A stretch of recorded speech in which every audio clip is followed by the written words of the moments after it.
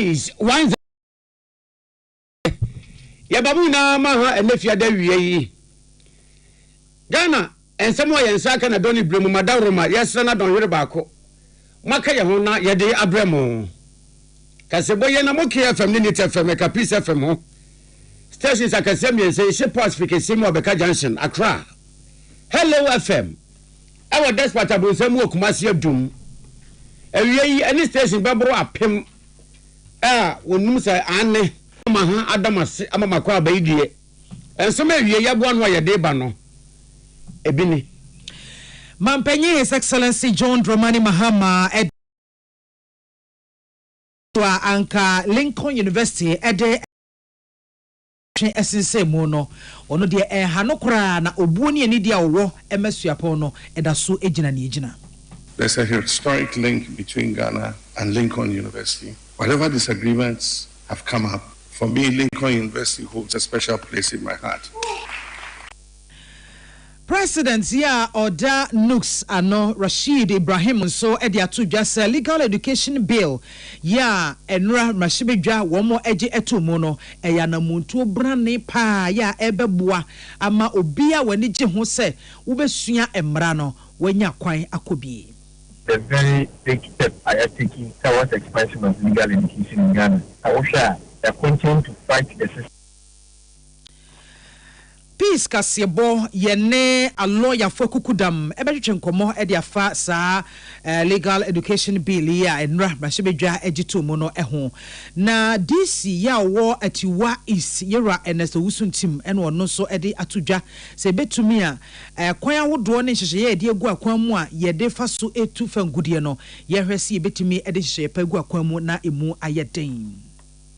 Enya money ni le problem le mo we kwan ya ni pa fa so ye no na ba be major problem o Ghana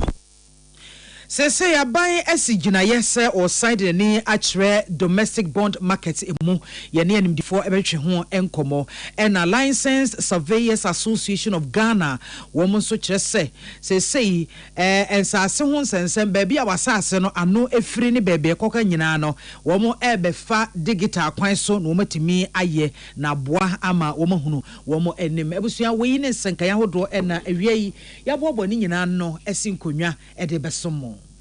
Now ya dia sida be ma MTN je say de on the mobile phones na say eba no ayese kube wo kube dua so tokro bia na ho enso ni aduanu wom enso mfiri nto mobile phones na eba no tokro bia ni ho aye de chip anasem FM edition ne senti ana emrofo ebo ya mane se ni patun na ya wo konanim nanimu a wo konti mobile phones na eba no ene de wo dada yimpo yamfa sim anati punshem nanso utumi yusu eye bibia di mobile phone no ye ema eye hie ene na fa ni isim no ene nti mobile phone ekuta wo no sa won pese o de chip beshem on pese o de sim beshem nanso pese wo yusu no se de ye yusu mobile phone bia no a oko MTN na ye be bia ma wo ana download my MTN app ya better kwan ya obefa so ya simple e chen say de akoko so ntete go seamless today this way chocolate drink one more de wo mu bi ni a wo benyanie the feeling of the azozi obete de eno dan chen ya maganu so se awode he wale yami egwom na awode a wodi so emu no energy drink e wo gwaso na wo ka bom kura no mu a unya da eni to bi nom this way chocolate drink titu na se bi a wode kosia ya chene pan no boso a damuni na wonidi ewie bia wonidi come down as woni mu ato je this way en fence we say say we abom awie ma yese fence onyinu ana fire block keeps gum ube feel dread ohine na kwame ammo na mame biama kwafo Africa seboni nsem emunsem enim Ghana Mampenye His Excellency John Dramani Mahama akasa ede afa Lincoln University honorary doctorate award abasobodia ankwomode emano nanso bibinti suapono etwen esenye ese kobi de ababeto wo mo anim se ye Mampenye ede ne ho akwose anti LGBTQ emrano emu amachese wo piapia so makọ parliament wo mo eba begia tumwani eti wo mo gina so no mo de sa abasobodia na emano na chese niema bi wo ho no mo a suapon no wo mu ehwe ebata wo mu ho wo mu disoye wo mu hyehyeye a eno na hwen wo mu pa na wo mu nim se mampanyi saa suni bi ewo ne mu nanso esanse anti LGBTQ mrei wo di mu tintiman atamakoto mrahye bedwafo anim so wo mu hwenye ntum nti no nyaade asuapon no ebetimi ede saa do honorary doctorate award no amano efri saa bre na wotwetwa mu no ebepem nei afei ena mampanyi akasa ede afasa de ho na no na mampanyi ede to dwa no chiremu ese Lincoln University wo mo da so da na koma so papa na egina wo mu si yese honorary doctorate award wo mo emfa emma no ono de ha no kwan bia so na woni Ghana for ya ewo Philadelphia ena etwetwe nkomo ena mampanyi de to dwa chiremu se Ghana yene Lincoln University ye wo ayonkofa sonko bi ya sa ayonkofa entimi mfiri hoda entimi mpepa da esanse Ghana ye mampanyi a wodi kan osagefo Dr. Kwame Nkrumah ye Lincoln University ye hono ena wokoye ekoje ntitiye ekoje adesua ema de so beba mfaso kese pa ema oman Ghana etinya de asuapon no mayi ye sino from de biara da ye nkitimi enka Ghana bakosam ya yemmo Lincoln University edi ebi ewomu ne sente da mampanyi edi atudwa chemu se saa yonkofa no eda so agina baabi agina nyese bia wo mo de abasobo ema no wo ma atwe asensenti ni bu befu amu akaso Ghana ye ne Lincoln University etonkwanta ya pai wo se da bi entimi masa da na mentime wanse de etimi ba na emom no eba eno nkire se abusuam ntete eti Ghana ye ne Lincoln University abusuabo no eda so gina baabi agina obuo ene anidie ya wo emasuapo no efrititete no bepem saa bri saa obuo no eda so ewo ho. Lincoln University invited us, and I want to say that there's a historic link between Ghana and Pennsylvania. There's a historic link between Ghana and Lincoln University. Whatever disagreements have come up, for me, Lincoln University holds a special place in my heart. Because those are hallowed grounds for Ghana. It is part of our history. We cannot divorce Lincoln University from the history of Ghana. That is where our first president, Osagyefo Dr. Kwame Nkrumah, was nurtured with his intellectual capacity and his Pan-Africanist spirit. And it was from there he took that spark and led the liberation struggle, not only in Ghana, but across the African continent. And so the grounds of Lincoln are hallowed grounds for Ghanaians, and will continue to hold that institution in high esteem. Na mampanyi di sansemi etudwa ewie no wa mano anso wono mo a osan ne Ghana de hye wo Philadelphia etwetwe nkomo ene wode tu wo mo anim se nye no kweda ese security services nipa ne yefo mo ababe fremu no sebio aban no ekosesa na dofo ne nabusuafo ne nenamfo nom ne wo mo a wo mo nim no ene ye fa chie kuntrance ne ababe hunu wa na je se wo pia wo mo ede wo ma hyem so wo mo betimi aye so wo mo ntimi nya no pia wo ma hyem no sita bi enye sa ente sa de bia de sanse afidi na womo eyeye no womo nam abefo digital so ene womo de eyeye na esanse womo pese bibia mu da ho fan na nokredie ebam na awia ebom nti ene womo de fa digital kwan so na no ochemu se ne nti e ma womo tu sa na mo no ede technology eba be fa mu a womo de yes recruitment nyina ejina esabia yetwa ato ho no mo a ye ka se obia ye be fa ede wafra se process se soja se fire se prisons mu no ana immigration mu no jese wuni mobi ansa na nipa retimi aboa ama ye pia de washima na se ya fawo na no chese na saa de no pese oyi efiri ho saa adwene na enipa bi anya no wo pese oyi efiri ho no ne senti na afidie no wo mo de efa digital ekwan so enti nya de se bia asumasi ni mo benten enti ene ye fa no bambo adwumako mu da bi ente saa na wochemu a wo mo asusu da se nipa besem ebro empem ahenum ene wo nyina gi twi eba yeso wo mo ba bepa adwuma ewo ebambo adwumako no mu a omen so no ya ho odin betimi afa empem no mpe enti na chese ade no abo mu pusa aboro wo mo eso ne senti ene ono ankasa egina ne tumi so eye se ne ebeya a enipa dodo no a yebetimi afa wo mo afra bambo enyumako mu no empim num no yantum nanka yemfanko empim edu. The intent was actually in good faith, but the response was overwhelming. 280,000 young people applied, and the problem was that they were looking for only 5,000, and unfortunately everybody who applied paid a certain amount of money, above 200 CDs. And so young students who have finished school looking for a job, they have to go and borrow 200 CDs or take it from their parents to pay to get a chance to be recruited, and a computer just says disqualified. Meanwhile, his 200 CDs is gone. And so we held an emergency meeting and we decided that we should expand the recruitment. And so instead of the 5,000, we would take 10,000 a year for 4 years, and so 40,000. And what we said is all those who applied, you don't need to reapply. We're going to use the same database to employ you from that database so that you don't have to pay again to go online. And then we see His Excellency John Dramani Mahama in Semina Yensen Training, Salamat Kukwa Pinto, and Ebuano Ede Ebreye. Now, you call and some from 2022, and a Koba say, a Bible say, ya about a man for Bebo, ya bonds, no, ya trust in Sankakra. Ye na ye wo mamuti say domestic debt exchange program bi by Emma at the haircut so by krama omo a na aban akobo omo obosia kwanya na aban etiensi wo no satam na ye MPP amanyoko na mambu abreso na sikasema ye tan aban twen ma enti aban ye ne say what the haircut by Tokyo Joe pona bomuta so eba say said the nanka wo say ntise ye mu na aban tiensi wo no de ma wo mu a wo musika wa aban wo no aban tumi nya ne saa amekofa wo nsem bebre bai eyi nsem dada esanse na aban sika semu nyina yiye na ehim se sheki material nti penifo ye ne se enya brano bosan ya aban ne ba omanfo ho bebo no eye bonds no ye ntwentwen yensa na aban foforo ba ye na domestic debt exchange program yi a na eye kwanya ye fa so tian krofo ka titu no mo musika wo aban ho aban foforo ba ye beye nsese ye ne ntotie etietie aka no ama say die etirasem di aban di aba ese bosan ya wo bo ewo no manfo no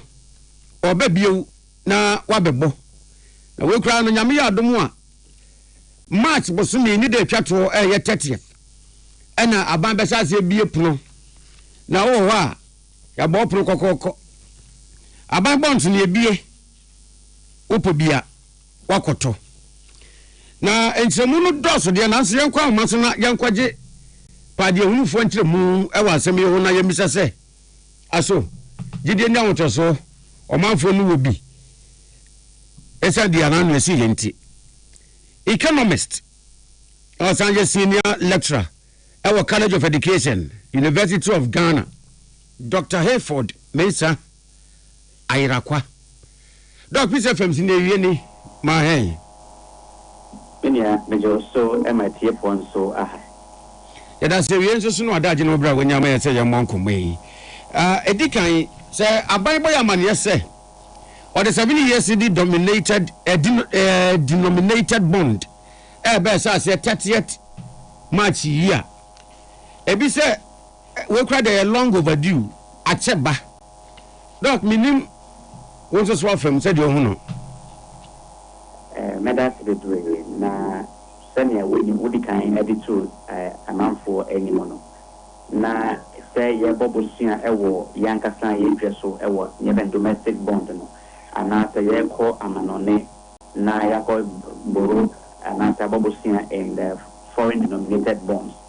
ni united na GDA investors ewo aban no ene ne hye ye 2022 at the ranch and to yen and here investors won a confirm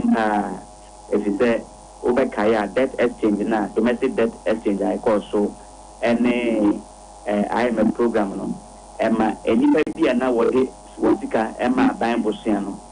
and ko ba se ense ya wo koye no na ko ba se wo sam kakra enti ebi ehwere won zika ne bi ebi nso abra oni zika na de di won djuma opa se wode ye no ebi hono na se zika na eni ho eba ne sa gidi ya wo ewo sa adizimu a wode zika ko se mu no ema esote eno ena wo hwe ene me no ka se yi enema atoto na kwan mu kwan bebree so a aban ne susu sɛ watumi atoto nneɛma enti obetumi asan akwamansan adwa so yɛn local bond market na afei watumi akɔbɔ bosia ɛde abɛyɛ adwuma horo a wɔde asi na nso sɛ ɔpɛ sɛ odi na sɛ ɛte saa anaasɛ ɛnte saa no ebegyina investors response a anaasɛ mmuayɛ a wɔbɛma saa city denominated bonds yi sɛ ɛkɔba sɛ aban ɛtɔn na investors to a ɛne bɛsi ne pi akyerɛ sɛ ampa saa GD a yɛwɔ wɔ aban emu ɛne aban nhyehyɛeɛ mu no asan aba sɛ ɛkɔba sɛ aban ɛde kɔdwa so na yɛantɔ a na kyerɛ sɛ bebree na susu sɛ still no sɛnea ɔwaka ne pɛn no ɔhu sunsun na ne yɛm ahyɛ no enti ɔbɛyɛ ahwɛ yie ansa na wɔre sika ahyɛ mu but ne nyinaa mu no ɛgyina nea interest rate a aban bɛɔfa because investor no ɔde ne sika ɛbrɛ aban no ɛyɛ mfasode ɛna ɔno nso hwɛ kwan sɛ ɔbɛnya ɛno nti ɔhwɛ kwan sɛ aban bɛtumi ama no ntiho a ɛbɛ compensate for the risk na ɔbɛtaki no because now government bonds generally no even though say in the past you can say as secure investment no near debt exchange na buy a ɛkɔ mu nti no acquired and yet very secure in the minds of people. It ebegyina how what interest rate are buying at the buying say investors. Na ne nyinaa mu no ɛbɛboa aban kwan ho bebree so sɛ ne nsa tumi ka saa sika yi a sɛsɛ a meka sɛ yi aban pɛ boso a ɛyɛ treasury bill na aban ɛkɔ na treasury bill no bebree na nso ɔnyɛ more than 90 days so 91 day treasury bill enti ɔyɛ ya abere bia na sɛ aban kɔbɔ boso to refinance maturing bills a amanfoɔ de wɔn sika ahyɛ mu nti abere bia no there's that cash flow pressure I say aban enye sika edituaka na mum the long term bonds no ema aban ho nyeha no akwai so akɔbɔ wosi a onipa ne sɛ medisika yi ma na bosom miensa ti no baba baji sika no na bosom miensa ti no ɛsɛ ni wonsa ka wonsa nkan yo ɛsɛ wo pe sika no ebi sɛ nhyehyɛ a wo ne yɛ ne sɛ wobetua ne sika ma no ɛne ti ho bosom miensa ti na obi nso de sika bɛbrɛ no so o me de sika yi ma me ma ɛnfie nson anasa mfiedu ebe ma ho ahenha ama anamon bia otumi ese wotu no wotumi di tu ebe boa ma investment bia opese wo sika no kura ye no wotumi ede ye enti ane very good na mpomo no the downside to it ne say etoda eba ne say say aban ma ensihu a bia ebe konkan achen nea ankrankra ne businesses betimi aye enti no ye fen crowding out the private sector and Kabusia, Ankranka de Bema private sector, and now what you mean, Ediat say when you know, or who are buying the and say, and you're more secure, ain't you know, I share now a honor acquire any pade, a chain, Ankranka, and Ebaneza, Sika, another investment, Ankranka Juma, a here, dear at seven, you know, and who to me, at me to sing. So, and to me the liquidity stress address and Benjamin. So overall, no, I make sure say a bit na interest rate and a response investors no edema are buying. Say kobase omu oversubscribe na buying second or there. Now it's a sign say ampa there is that confidence in the government and government bonds. But ankobanisa it will be a test on government say ampa ebia what's to near my answer no so it will be a good test case what the response will be on the market. Doc everybody say here eja mo ye sikasemu pade hunfo a mo keka sikasemu nsem trotro me hwaye no aya na pese ebisa se yasin kofibo aya na ejina betri so sikasem entotoye wo man mu nyina so no enya woden mapa senkaban eba for efutuo se onko anase men manenko with reference to bond that ma ye kan here Croc moye economist ana economics for idie muhwe mu a abayi ba ye yesika se montoto ne gina brane gina ne naso amasika se montoto ne na de dana kwa mu a ebehia se ye beko nyetene se eba omai sika se mu a nyama bebre ene se kekensie ni ansa na yetumi de yensa asi yembo se ampa yensika se mu no ejina yiye ade ba ko a aboa yen yen agudie a yeton yen gold a yeton ofa afi etwa mu 2025 na yen sika bebre efi gold a yeton yemu enti eboa ye ma Bank of Ghana to me de sika no ebi ebe share oman no emu ema yesidi no etumi ejina ye me media maka ewo emi ya bebre say mene governor enya adwen ekwan bi so kwan ofa so ede eso yen sidi na afe ebi say sika ye betumi de di duma horo bebre ama emfaso de aba se oman nanka yetumi atintim ye na ase atintim so oman no ya messi that opportunity no na mumu ye ni na ko hye ye de eso sidi na afe ama sidi no ahoden atina faako enye bone so na mumu no priorities ne ekoba ni se banisa enema ya de afia manonne ene manhuro so ebo man mu no ne bo abayefo ama nia yankasa yedua wo man mu eninti munsem media houses ya mo abone dawe yedi yansasi yambo na mumu no so nkyerese esan so yentintim yentino yentumi enkobobosia yo bobosia na wo bobosia de ayeden nia wo bobosia e de betua abedi e wo anuma na sebe enye bosia papa na wo bo na mo wo bobosia e de jumaso bia ebe manfaso na sa bosia na kasa tumi atua ne ho ka na ene de bia meno meso mefuasa bosia bono eso nia tene se wo hwe treasure builder ye boru e wo oman yi mu a sanahwefo si atofo sen abo en afi etwam a ye boru sika editua ye hoka na se ye boru sika no ye bobo se ne edididi ye enye sustainable eno no issue with it enti ni abai sika ne baye ehu nya bebre empo chain bosia na bebo no se ye bobo se ne dia ye specific infrastructure project ebe boa ye na sa infrastructure na kasa tumi atua ne hoka I think that there's no problem. And that's to say, if you song and few do de my one say, the boss abosiano, and Musabreno, they to me generate Sicano, and the tracker. Just say, me no, and where Adeswa and Maya and Inchima. That for me is the issue. And yes, men for buying to say, money Bobosia, I buy me Bobosia. In fact, even so, no, say Bobosian, our local marketer, a boying Emma, pressure Nanka. Ibinya wo yen forex no so no bafam ebi beta se wo ko bobo so amanone a ya na ese unya foreign influence no but the same foreign influence no ebi se wo betua ese wo convert now stand the call plus in ho enti se ye bebo ko se abusua mu ana se bebo ya ye fia ya better thing se ba ko bobo so abonten na mumu no se local bonds ana se foreign denominated bonds no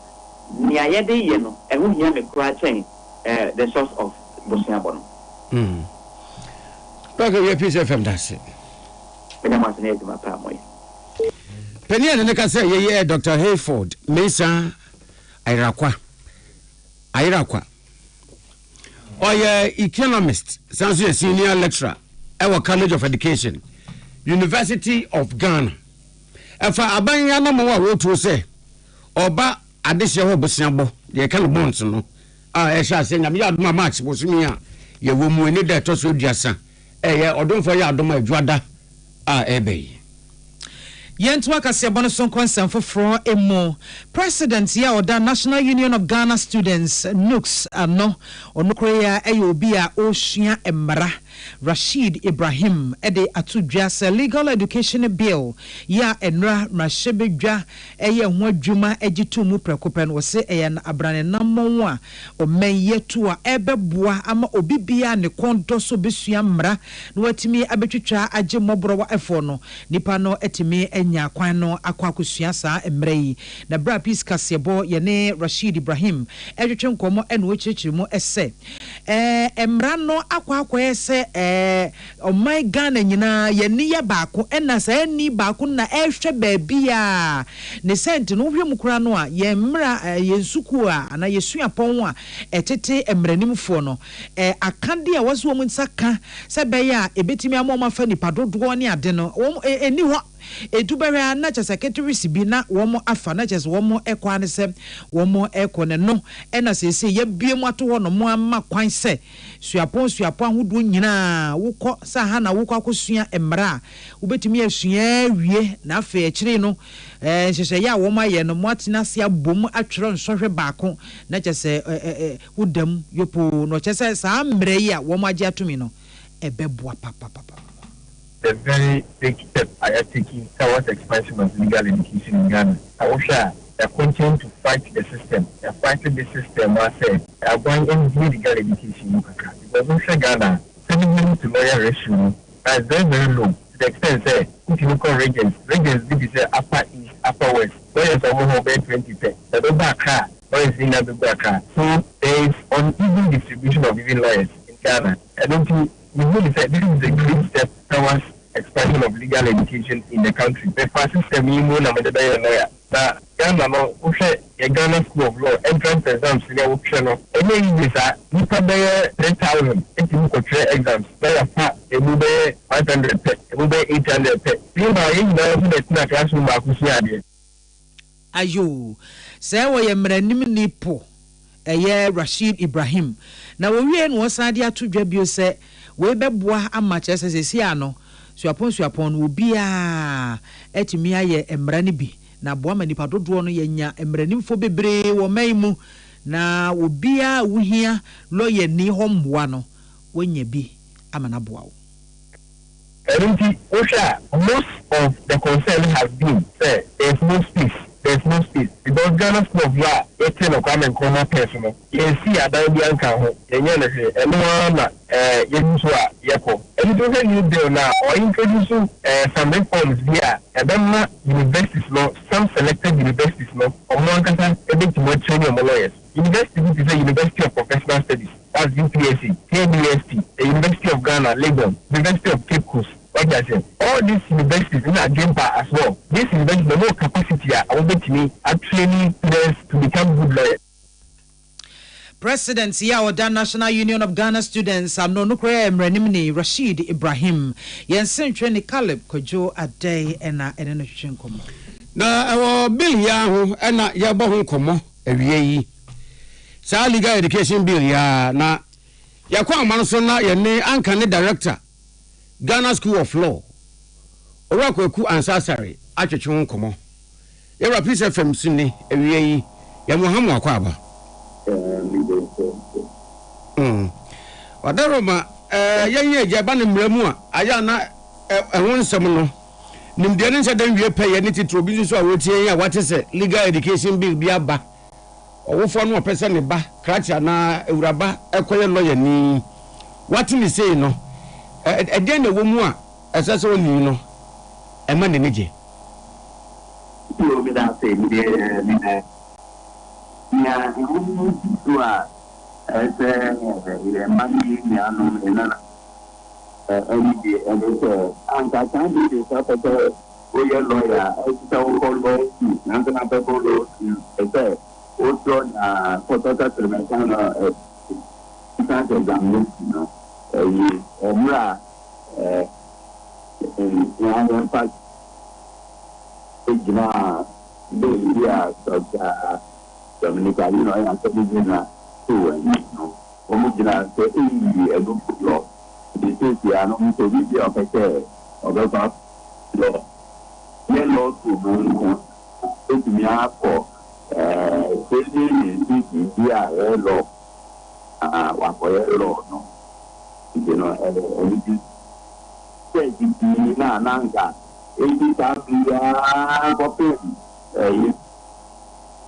Timber, Quaco Cross Arthur, you hope you take the one that and almost like this. Almost done. Almost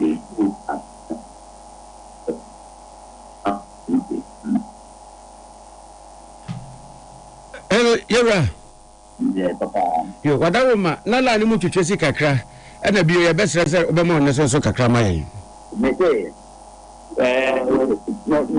Two as you said, as you said, entrance examination now. Now, I lost to Senato, Eddie Mad, you know, and Parliament a year ago. In the case now, Photographer Montano lost to Monopoly in the Mobile. Yeah, money is no. That's now. Dabena Soreno, not one way. Who was the card of a photo in the Mobile?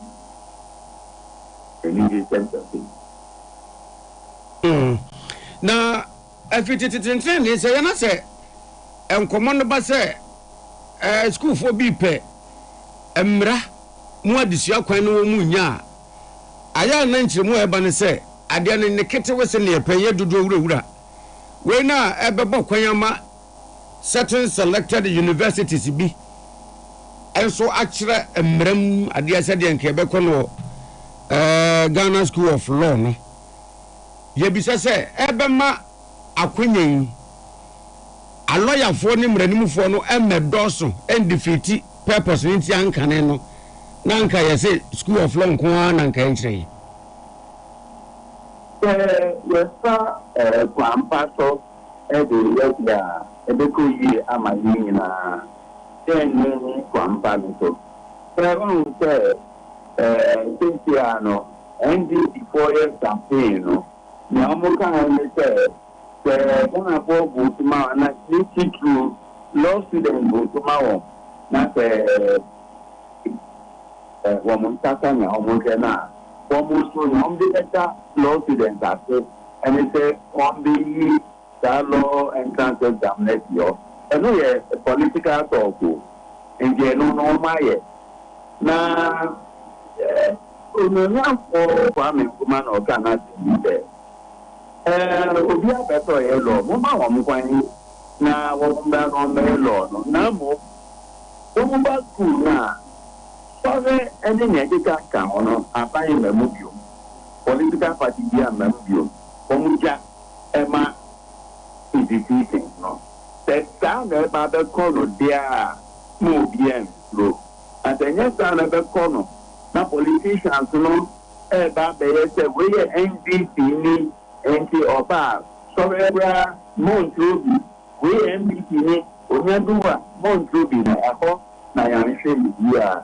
ebitimi accept ya na mi ni for ba na sa ni di obiom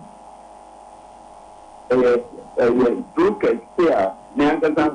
so we say no mi am ni effective Mountain University, I say, can't tell me pet or manu, Nami or manu, you know. Your standard was higher, very high. Until Opiana or your law or bankers, no, this means if you are done there, a prayer no man, and don't I don't think that they be new opera because system here you were 100%. Namu, the 99% in basically everyone dance there. You know, Madama, that came to Pia or Denny or Monker, so or your lawyer. Everything to me, I'm not bonding, no, Obi can be your say, maybe they're the go Monkers, no, not any sister. The young standard was very high. You can't be anything. And for other private law. And he said, if you don't establish a school, say, only Pesca, and you don't know more, who do you have for Pesca? Now you go more, who can for Pesca. And he, and I say, Ghana food in a young American answer. Young students, no, young students, no, do I need to ma law at piano and the then number no friend you know woman is except and the all man lecture a do for time now I'm not and because me yes our near so you be you ready and say you see the next and the idea no the two at the now at form 18 years every quarter oh yeah you be ready and or man can be anything that you know and a better student who can say manisa a student is me and yeah opportunity for no matter we mama say me tell again now come idea magic namu it has nothing to do with the integrity the young happen to me protected the integrity of the examination system now no be true engineering protector a whole Nigeria and be you know but someone I took back to feed next time you know next subject to say young couple woman because law faculty no and sister I buy my whole coin now mountain admitted 10,000 now another is admitted 20,000 now they go admitted 50,000 the best say system no now the entire system no there INSEC legal council for legal education and training and traffic now almost my limitations all private law faculties and more than 200 all public universities and more than 400 now you get a total no a better saying and the only time I on the bar exam no na it's line no man uncle I'm so yeah you're right I better say na ba ko ma mimbi se kakra ne say aya initiative bia no it comes with a cost maybe say we no ye ni implications bia e negative say na mo ayetu to talk about the book about the book that is the best so and come for the university now the other deputy make editor yeah not politicians no to me say normal mentality but come someone implementing that if you know and say if I know and informal lawyer company for and sorry Ghana Bar Association sorry Lisa Nanga sorry she got the regional legal council for sorry yes I tried here law faculty no and so you Kumasi University no not anymore that not Legon from 1963 up to 1976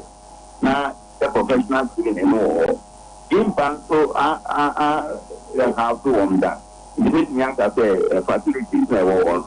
now more a private law schools now then maybe the Mountain University College you know and what a question mark there was and it said you knew unlike public universities now you knew Omar what we say let's say so I get why you didn't tell me you qualify you know and private universities now you said that need big be say we or qualify or say law we unqualified indeed this is the time I just said common time join evaluating and attestation exercises basically amateur and it's a mounted about the media and the mounted ever qualified staff one more practicing ever law course no time to not just say mounted or staff from say LAP and there's a lawyer or your lawyer or about a professional training here and you say lawyer we say at least 5 years there waiting now what's not there yeah the Peace FM eda say we wadaje eno brown ya bonkomo yi ora kwekwan sasare Akan ne director Ghana School of Law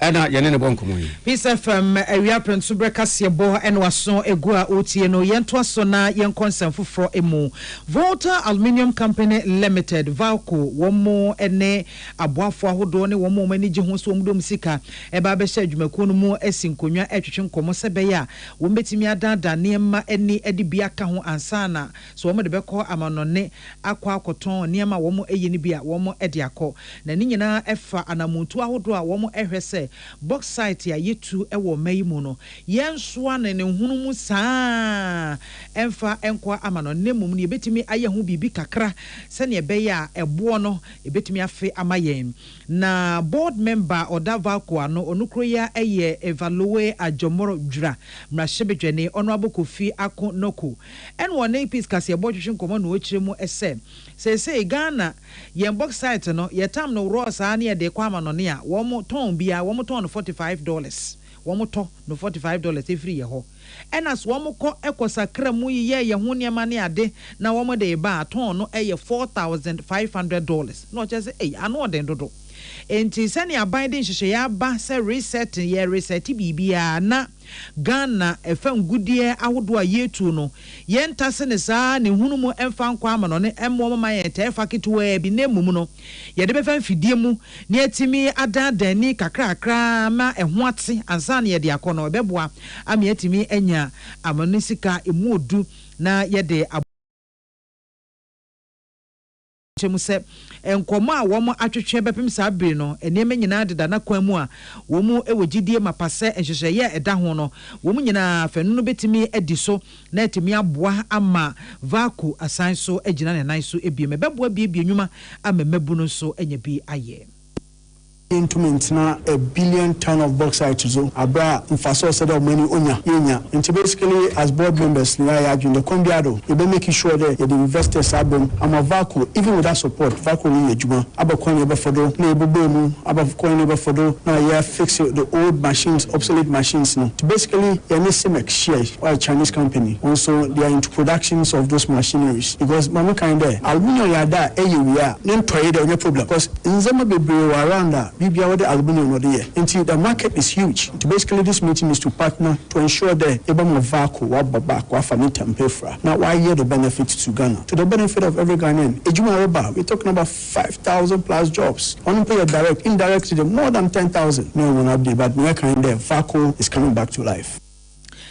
We evaluate ajomoro jura mrashebedwane osan ye board member Valco ano honorable Kofi Ako Noko na we ye na board chairman Valco ano Horace ni ayi ankra ono so editu dwache mu se Valco ahye omu nkran pa nkomotwetwe a wo mu investors ahodo bi atwetwe no ama wo mu ahwehye mu pa ne tituru ne se mekefo a wo mu no wo esi hu nkonwa wo mu nyagidie mapase ebetimi aboa ma yonkofa no emu asotwan na ye eba ne sie no ebeboa pa abiebie nwuma na fe ye mfidi nwuma ya ye pese emu ekanyan no sai ni so ade hu yetimi aduro ho. And we say that, yes, today we are very happy that a good relationship has started between Valco and CIMEC of China to making sure that the right investment is made into Valco. To the point where the president of the nation, John Dramani Mahama, will notice that, yes, truly, Valco is not sleeping, Valco is up and standing, and Valco want to achieve what the president wants to achieve in terms of industrialization for the country Ghana. Board chairman ya Valco ano Yera Horace ni ayi ankra ensemi nyina yensentwe ni sika ayim ene boa no ebae na aban the nationwide digital land mapping initiative aba na za initiative we ese land banks and digitalization project ase aban ebema yehu yasase asase no ekopim so bi asase no to efiri ne tifi kopima na afo pe ye ne atoye enti se o asase ewu da bebi a anya afiri na ye beto bo akwakotu bebi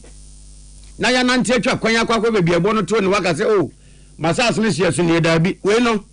ya befo kwan a obi ade behu na asase bebi efiri ni bebi akopem na ye na mperimfa chemu se sanji se ye aban de ba no okwa Ghana ya bakosemu a 1974 ɛne ɛyɛ ebie fiti wɔn yɛnyɛ ebiem na saa land mapping ya yɛka ho asɛm no ɛyɛ abɛfo kwan a abane nam deɛ ɛka no digital orthophoto map so ɛna ɛde bɛyɛ na mfaso wɔ mu ne sɛ asaso mansotwe ɛne asaso ntawantawa ebi kura bodua fam na ebi di court ebi kura bɔ atwɛdeɛ wɔ ho ne nyinaa to betwa ɛna biewu yasase ho bambɔ sesɛ yɛn nso bɛwie pɛyɛ esan sɛ asase ho nkrata asɛm ne ho sɛm nyinaa no diaboli candidate no ɛwɔ hɔ ɛma records no nso so ɛbɛwɔ amantam do nsɛ nyinaa mu wo kwa hwehwɛ wasase ho asɛm ho anya afei na wani bɛfɛ kyerɛ wo sɛ kanti madama na kwantra yera ebi sɛ ho asɛm na twɛn me ba ɛno nko 2 weeks na wuhiye ɛto betwa na saa na moyɛ abani tuo no ɛna technical director lands and Ministry of Lands and Natural Resources surveyor Jones Ofori Bodu akasa fa ho na we de wotu surveyor sɛ wo man mu a wo mo license so wo de surveyor adwuma a wo maka wo ho abomatikuo Licensed Surveyors Association of Ghana wotu wo mo fa sɛ sa aban eni so ade hunu ne sese ya wo de abayi wo besre pa so wo mo fam ho nyim esan sɛ yɛntumi nka asase ho asɛm wo abra surveyors ye be yi wo mo totwene da wo ma sɛ kokromoti a yɛnsan wo mo ho mbɔ asase ho po na de sɛ de ka sɛ pa ne sɛ onim sɛ ɛba ne surveyor adwuma no a ɛho nim de wo mo obi dada nanso mpani sɛ nipa timi ne ya nanim ano konti wo mo mpempe nimdie ne bi nka ho na sɛ aban na montuwa yi wo mo nta na chi Aban episode mapped the whole country. The last time Aban mapped the whole country in 1974. You fly aircraft near assassin photo near the creative star maps. No, say a per se, parcel, bia plot, bia boundary, and no aircraft entering sa boundary. As a surveyors, assassin, so you have to build capacity as auto equipments. Equipments, they said GPS, they said total stations, they said drones. Those are the equipments will be here and they are supported surgery. And as some formal consortiums, you can't work alone. One man surveyor, now no emboa. Pelia Tilinke, you are a technical director, our lands, our Ministry of Lands and Natural Resources, Surveyor Jones Oforibodu. Na no see here and engineer Dr. Samuel Labidako or a licensed surveyor. Once a casade for Abayana Moya, wotu yo and titru woman surveyors and so woman Bobua so on Babwama Abay and say ebebem. Every year, you 4 meetings, AGM. You can rent time, you can rent hotels near the nanny body. They decide say you be used to not just young current view. I feel see wait me rent I'm going to farm heading. I be Jena Yanyaska Abwa Association. Any the ways of rent near the Abwa welfare. Capacity no depending on the sitting standard. So we used to win ma. It's been at 350. And near Yabubo Yanin Kuma Yabo Mama Nina Koso. Emra na Licensed Surveyors Association of Ghana. Aye chawo mutia lisag. Na wamo villa. Wamo esie. Wamo de dia pan wontuma na no kran so ka. Wamo free se duonu. Wamo dia no ma se wonfa. Ene wamo general meeting. Wamo ye na afi bia 2026 de. Wamo ka bomu a na wamo ye. Ase ena san komoboyi every buy. Etiwa is Mashibejani ye Honorable Ernest Usu Intim na wode atudwa srese betumi anka enkrase amemo na fe assembly ahodo no yentimi emwa wo mu empia won sane ebe ya wɔn ɛbɛfa wɔn so na nhyehyɛ pa yɛde agu akwan mu sɛ bɛyɛ a fam gudie etuo no yɛbɛtu no kwampa so wɔde sansemi ɛkɔto dwabra mensin assembly ahodoɔ no nyinaa wɔn ɛka bom na wɔn yɛ nkyɛkyɛ dwumadie sonko a ɛkɔkɔ bi te sɛ University of Ghana Center for Climate Change and Sustainability Studies ɛne ɛkuo ɛnkayɛ ɛka ho bi a wɔn nyinaa de wɔn nim deɛ ɛbɛtai akyire na yɛrɛ ntim akyire mu ɛsɛ ɛfam gudie tuo no deɛ nkanya bɔne biara na mmom kwan yɛ ɛfa so etu no ɛno na ɛde ɔhaw no ɛba wobɛhwɛ na kyɛ sɛ obiara ɛyɛ ne ɔpɛ obiara ɛnhwɛ sɛ anasɛ ɛhyehyɛ bia ne hɔ no mu a ɛma kwan sɛ obi ɛnhwɛ sɛ asomasi ɔbɛnti a wotu fam gudie wotu no kwampa so saa nneɛma no ɛni hɔ ne sɛnti na ama obiara yɛ ne ɔpɛ na yɛtu yɛn saase na gum yɛtu yɛn nsuo gum yɛn nɔbaeɛ ne ade yɛasɛe ne nyinaa na wɔkyerɛ sɛ wɔka wei no otu mmere akyerɛ sie san sɛ tiwa East Mercy Assembly no wɔn ɛne wɔn a etu fam gudie aka bɔ mu a wɔn ahyɛ da ate task force bi a saa task force no wɔn ɛna bɔ mpɛmpɛn ɛhwɛ sɛ fam gudie a wɔn etu ɛwɔ pɔm hɔ nom no wɔn ɛbɛtu no kwampa so a ɔhaw bia ɛni akyire wɔsi saa monitoring no a ɛni hɔ no ɛno na eduru baabi abɛhwɛ na wɔn etu fam gudie no obi a ɛyɛ deɛ wɔpɛ. Enya money ni problem na mu ekwan ya ni pafa so ye no na ba be major problem Ghana o district executive here as etiwa is any investor of Ghana ne other consulting firm ne kan say abani so na yemfa nko every district bia na yehwe ekwan pa district chief executive bia no ebeka e ka KPIs no ke mu say the abano expect everyone no say we DC year every ebia quarterly bia no say ultimate report e come the Minister of Lands and Natural Resources and as local government minister and the committee of mines and natural resources or parliament so the ya omu na obemu se ye check udwumadi awudi enti we bibia ye ka se assembly enhwekire emra central government and as abano atimi apamo enkrofo efribani na ye monitoring ya mo ase se enye se pese mo egwese mo dwuma na mo wa hwe ano a egu adwuma no so a ade na mo me mo amona mo nye ne ye tinkasa ho ho ani na so ye ho enti ye nwu adwuma no ye bo mo adwuma no atimi nye dimpa na yeran team esa to aso no chechire mu ese wono ne fam ho sei se atiwa estipom ho sei no wo ma hyeda abie community accounts ya eno no wo mo etu fam gudie no akwaku obi a e wo se sika wunya no wo de beto sa fotuo no se ne ebe ya wo mo de bebo empotem ho no mo eho bra e wo mo se wo mo ye de ebi tu ya de ebi nso so de asoodin ti wo mo abunua egu wo maso Minerals investment fund you almost said yes krobia you to go do say krono etiminya so mfa so I me be district executive realize we say minus one TV catch a community be to tembo ho samamo onto enti apart from say mining here can environment as some say environment no there's also an issue and name say timi call for krono impuntu no sika na enko enti be this apart from say you shame abo asase no ba no say take key interest and corporate social responsibility as a minus na here but na say kwa pass na say we treat a certain percentage be to community be omo ya mine be and mo de community accounts enti o mine account ya registered mine or concession or no production be we be percentage yes or the macro no treat to macro na use scan e dey yo mo puntu jo ene a woti yi eye atiwa ise abankra chepanye wo ho no mo honorable Ernest usu intim na wowie yepe na environmental consultant Dr. John Buachi Dankwa ono so edina no etumu bi na sei no kai you say national agencies was minerals commission try say you better enforce mining regulations problem no that's kwa na ekoso because research nyina ta John Buachi Dankwa ensemi nyina yen centrefo ta John Buachi Dankwa ensemi nyina yen centrefo Gladys Buachi na Jessica Frempong won ne boa no e mayin sakan na wo brano enhyimu ya woye edema adrafo asenkafo wo mutena koba nan mu ene wo mote koba mienu so ka ena afefide tetafo mutu na sanse mu wo yede ma wo mu a wo ma wo montete e de fa kwanso kusekuse kwanso brebre sra drafo no wo mu a wo mo de fidie fa kwanso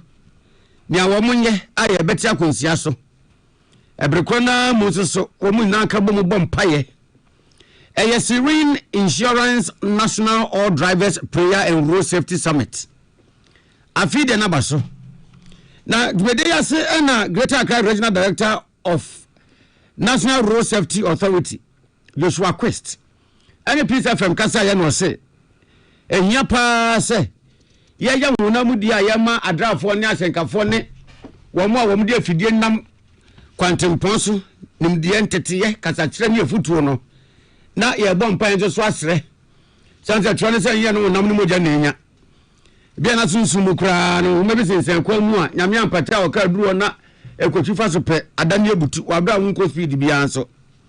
na ne no wo chem no se National Road Safety Authority wo mu ahu nkrata mu bibia enyi wo mu de ene ne se 2024 akwansi obete pan na weni wedi akodwam yakabo mu na ye 2494 crash deaths no se moto bi di akobo baby ka bi di akobo baby moto ni ka edi ehia amani pewu na ye 2494 2024 nko a ya ba 2025 a ekosoro eso ante eko 2949 na ye no se 2949 no emu 1371 ena mefidie tetafo moto se ne bae entina nwa kwanya pa se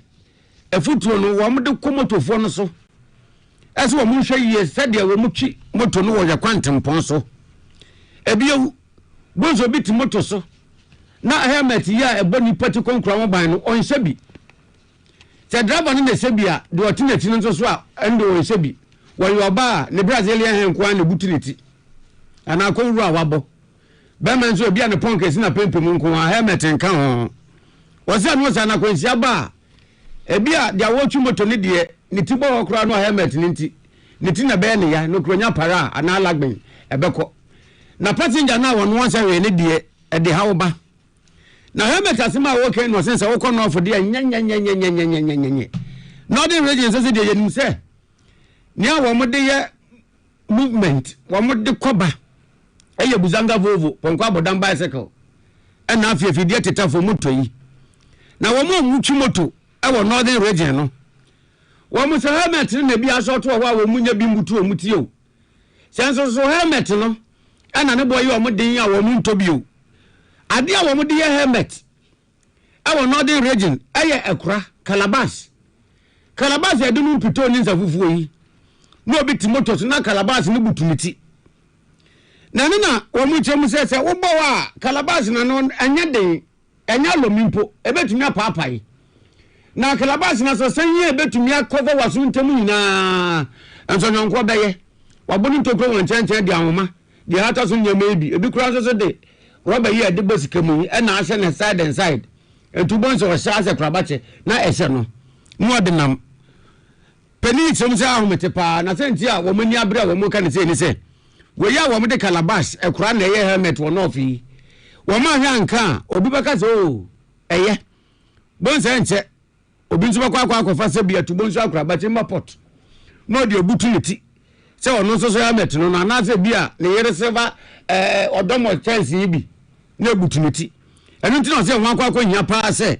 wo mo kan se Calabash ekura ya de mumpito ene ntafufuo ya mfa buti eti enka moto.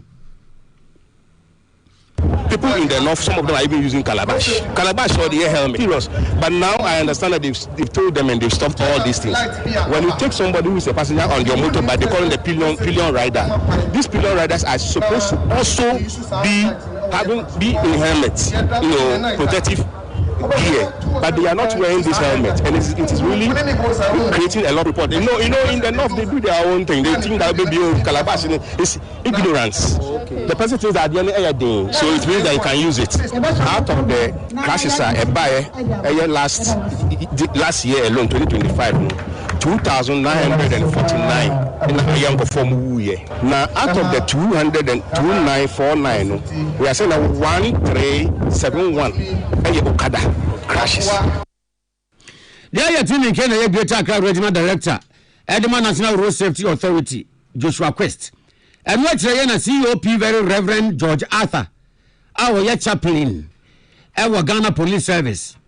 One also Kasa Iwo Medina Sechre Muse, police dear. Eba no kwanso bambo ene kwanso brebre kwanso jojoa yentumi wo mu mfimti na dwumede bi se no aya wo mu dimu atintiman no. Police administration is a major stakeholder regarding safety on the roads. The Motor Traffic Transport Department. Magana Police Service. Very Reverend George Arthur, Nanokwa Magana Police Service. Very Reverend George Arthur, Nanokwa Mu and President Edma Accident Victim Support. Reverend Cyril Benedict Crab. And so here, Kwanso Brabano Kwanso Jojo dear, I was say you will be Reverend Cyril Benedict Crab. President for Samoa, and a piece of FM and same training or code with the Asia. Or they are man boy by. I was in 40 Casebo piece 104.3. Yameso Agent Krato, Yaba. When you're going to buy a paint, don't look left, don't look right. Go straight and grab the luxury Allegris paint. Don't be any painting you paint to. The luxury acrylic paint. Paint me champion. When you're going to buy a paint, don't look left, don't look right. Go straight and grab the luxury Allegris paint. Don't be any painting you paint to. The luxury acrylic paint. Paint me champion. Comes in so many flavors. Chicken flavor, jollof flavor, beef flavor, spaghetti flavor, go flavor, ginger, onion, garlic flavor, two flavor. How could that be the best you ever found? Aljuda seasoning powder. It's a secret filabio. Aljuda spices mumaga jiankasa. Good one fresh 0544 335070.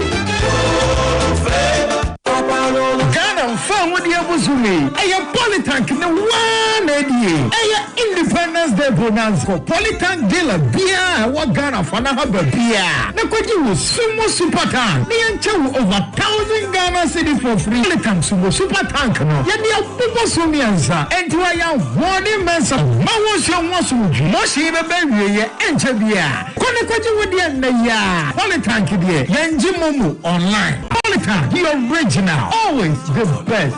Panono Ankasa. So wakuma ho hyehyɛ ana ebo periperi de broni kan hardware no a ɛde na sɛ wo ye na sɛ wo yam so atim so Robert Parkina farmer Martin Silver Salt tetira kwaye entem ahwie nsu agu glass mo ate Martin Silver Salt no baako no na wo de agum wo behu sɛ ehuru wa glass no mu na wanom Martin Silver Salt ye won orange flavor ana baako so ye plain wonu a ho beto nemum edi nanu na ho nto wo a ko hu doctor.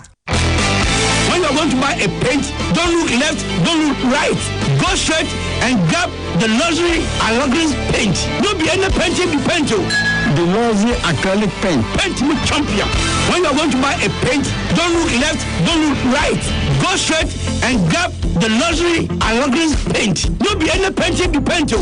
The luxury acrylic paint. Paint me champion. Tune it in, turn it up, Peace FM, and rip off the knob. Area, I was here for anamotintin bia ekowia bobo ano ha na kase boni edemo esia kenkan fo awia wote yankan ye me mame bia makwa fo mene ohene na kwame amo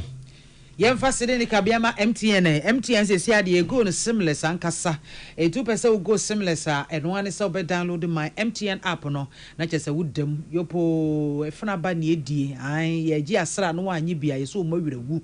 edi esra wada so we use MTN now that so use physical sim dia na chese ase ye ku ye nim no wo de wo twe ho esan wachi ye mpesa ye twe no wako enti bomodia ne download my MTN app no na ebomoden se ubego seamless ye was this way chocolate drink area de wo hia e nso hwanyumaku ya da roma e no tai chimede kasebo no ebesom yadam nyina ase amamomo aniti